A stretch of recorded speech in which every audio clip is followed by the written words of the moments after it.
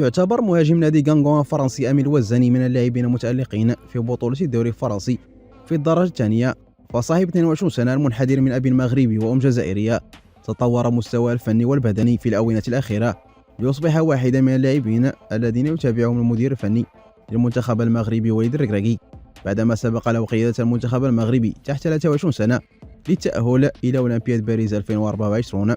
وفي ظل الجدل الذي انتشر مؤخرا في المغرب حول إمكانية عدول المهاجم أمين الوزاني واختياره اللاعب للمنتخب الجزائري الأول على حساب المنتخب المغربي مثل ما فعل قبلها نجم ميلان الحالي إسماعيل بن ناصر المنحدر كذلك من أب مغربي وأم جزائرية، وضع اللاعب الوزاني حدا لكل الأقاويل بعدما وجه رسالة إلى مسؤولي الاتحاد المغربي لكرة القدم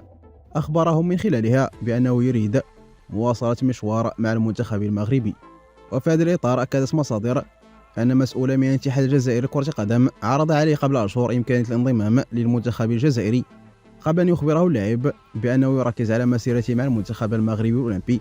ويطمح لدخول تشكيلة الأسود مستقبلا. يذكر أن اللاعب الوزاني قد لفت الأنظار مع فريقه السابق غرونوبل بفئة تحت 19 سنة، ويتألق حاليا مع فريقه غانغون بشكل واضح.